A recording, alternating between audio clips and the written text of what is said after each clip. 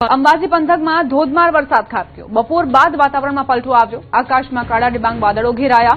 ધોધમાર વરસાદ શરૂ થતા રોડ ભીના થયા। લોકોને ભારે બફારાથી છુટકારો મળ્યો। ખેડૂતોમાં પણ ખુશીની લહેર વ્યાપી છે। અંબાજીમાં ધોધમાર વરસાદ ખાબક્યો છે, જે બાદ ખેડૂતોએ ખુશી વ્યક્ત કરી। લાંબા સમયથી વરસાદની રાહ જોવામાં આવી રહી હતી અને એવામાં બપોર બાદ વાતાવરણમાં પલટો જોવા મળ્યો। આકાશમાં કાળા ડિબાંગ વાદળો છવાયા અને વરસાદ ખાબક્યો। અંબાજી બાદ દાંતા પંથકમાં પણ વરસાદ ખાબક્યો। આખો દિવસ ઉકળાટ બાદ વરસાદ વરસ્યો। વરસાદી ઝાપટાથી ઠંડક પ્રસરી। ગામડાઓમાં પણ ધોધમાર વરસાદ વરસ્યો છે।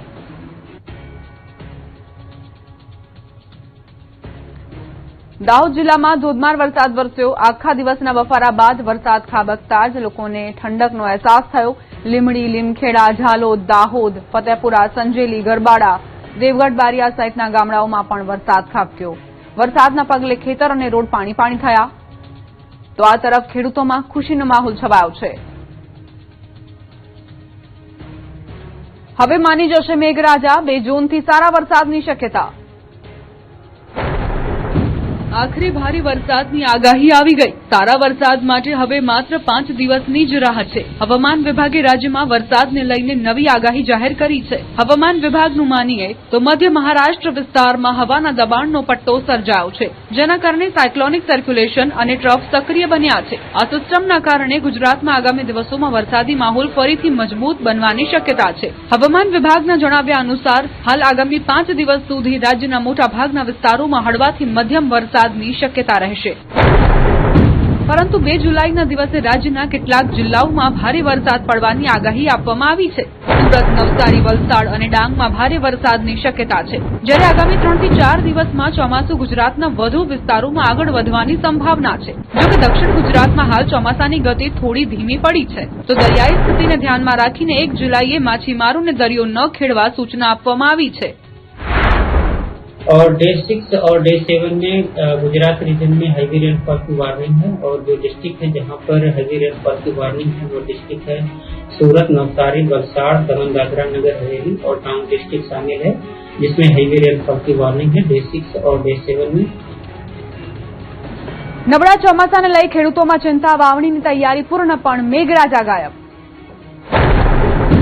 હાલ ચોમાસું નબળું જોવા મળી રહ્યું છે, જેના કારણે ખેડૂતો ચિંતામાં મુકાઈ ગયા છે। દક્ષિણ ગુજરાત તરફ પણ વરસાદ ખેંચાયો છે, જેથી જગતના તાતની હાલત કફોડી થઈ છે। સામાન્ય રીતે દક્ષિણ ગુજરાતમાં 15 જૂન આસપાસ ચોમાસાનું આગમન થઈ જાય છે, પરંતુ આ વર્ષે વરસાદમાં વિલંબ થતા ખેડૂતો મુશ્કેલીમાં મુકાયા છે। અનેક ખેડૂતોએ વાવણીની પૂર્વ તૈયારી પૂર્ણ કરી દીધી છે। ડાંગર માટે ધરું નાખી ખેતરો તૈયાર કર્યા છે, પરંતુ પૂરતો વરસાદ ન મળતા ધરું પીળું પડી રહ્યું છે। જો આગામી થોડા દિવસોમાં સારો વરસાદ નહીં પડે તો ધરું નષ્ટ થવાની શક્યતા છે।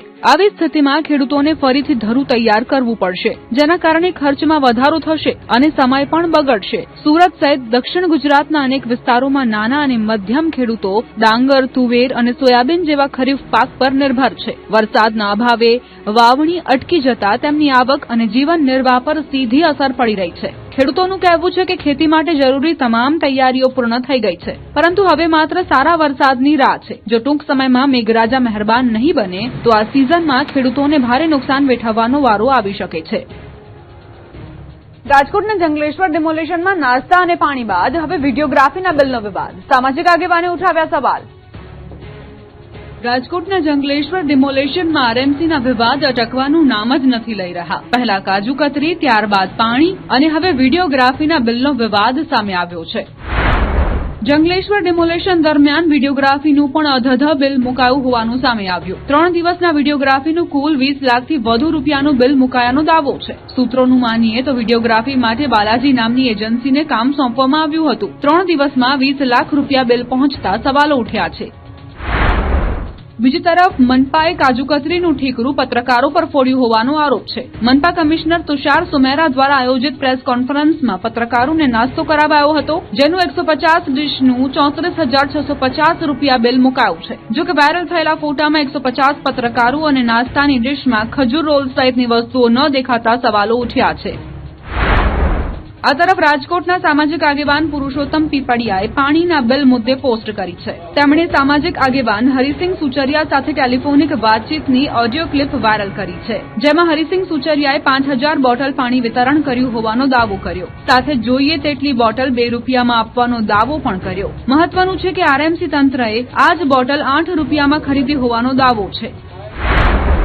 ડિમોલેશન પર થયેલા ખર્ચના બિલ જોઈ સ્થાનિકો પણ ચોંકી ઉઠ્યા છે. બિલને લઈ સ્થાનિકોએ પોતાના મંતવ્યો જણાવ્યા. સ્થાનિકોએ કહ્યું કે ડિમોલેશનના ખર્ચના નામે અધિકારીઓએ ફક્ત ખાધું નથી, પરંતુ જમી ગયા છે. તેમણે કહ્યું કે કોરોના સમયે અમે પણ 45 દિવસ સુધી 2 થી 3 હજાર લોકોને જમાડ્યું, પરંતુ અમારો ખર્ચ માત્ર 7,45,000 આસપાસ હતો અને મનપાએ ડિમોલેશન દરમિયાન 3 દિવસમાં 27 લાખનો ધુમાડો કર્યો છે.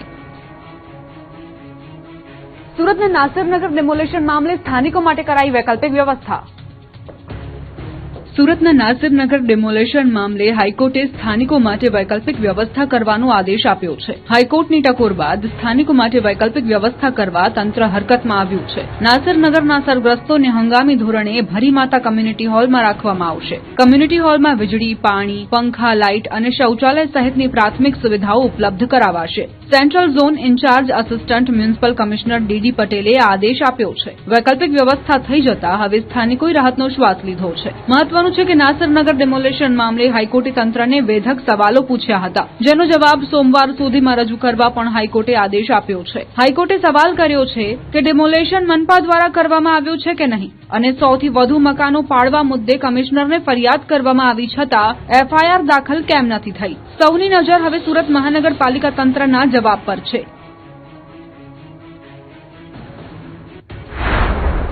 ભારત ટેક્સીનો ગુજરાતમાં શુભારંભ. કેન્દ્રીય ગૃહ અને સહકાર મંત્રી અમિત શાહે ભારત ટેક્સીનો પ્રારંભ કરાવ્યો. ભારત ટેક્સી અંગે ગુજરાત સરકારના મંત્રી જીતુ વાઘાણીએ કહ્યું, ગુજરાતમાં 1 લાખ સારથી ભારત ટેક્સી સાથે જોડાયા છે. ગુજરાતમાં ભારત ટેક્સીના 7 લાખ જેટલા ગ્રાહકો છે. ખાનગી કંપનીઓ ભારત ટેક્સી ચેઇનને તોડવાનો પ્રયાસ કરી રહી છે, પરંતુ ભારત ટેક્સી આની સામે તૂટશે નહીં. વડોદરામાં વાયબ્રન્ટ ગુજરાત રિજનલ કોન્ફરન્સ યોજાશે. 29 અને 30ના રોજ રિજનલ કોન્ફરન્સ યોજાશે. જીએસએફસી ખાતે કોન્ફરન્સની તડામાર તૈયારી ચાલી રહી છે. વીવીઆઈપીની સુરક્ષા માટે વડોદરા શહેર પોલીસ સજ્જ છે. કાર્યક્રમ સ્થળની આસપાસ 7 એકર વિસ્તારમાં સુરક્ષાને લઈને ઝીણવટભર્યું ચેકિંગ કરાયું હતું. કોન્ફરન્સમાં દેશ વિદેશના ઉદ્યોગપતિઓ લેશે ભાગ. કેન્દ્ર સરકારે 16 જેટલી દવાઓ પર પ્રતિબંધ મૂકી દીધો છે. એન્ટીબાયોટિક, ડાયાબિટીઝ અને સ્કિન કેરની દવાઓ પર સરકારે રોક લગાવી છે. દવા માનવ સ્વાસ્થ્ય માટે હાનિકારક હોવાથી તેનું ઉત્પાદન, વેચાણ અને વિતરણ થંભાવી દેવા સરકારે આદેશ આપ્યો છે.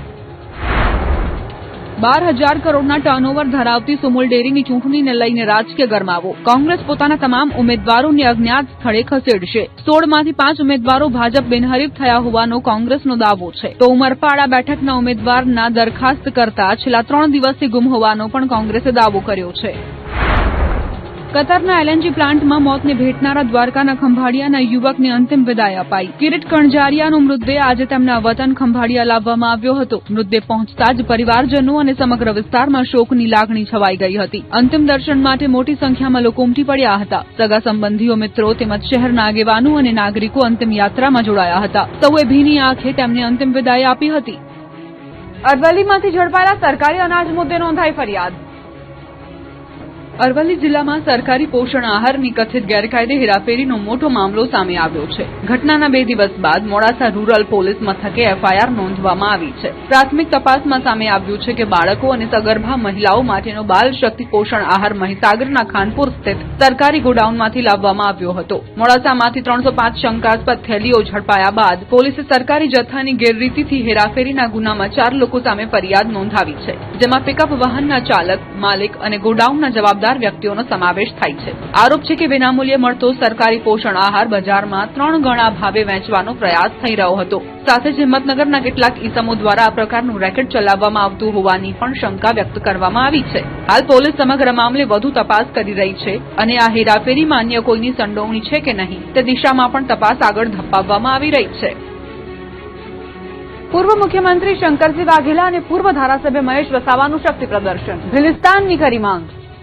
ખાસ કરીને ગુજરાતના લોકોને શિક્ષણ, રોજગારી, સિંચાઈ અને ભીલ પ્રદેશ અલગ મળે એ જાતની આખી એક ચર્ચા હતી.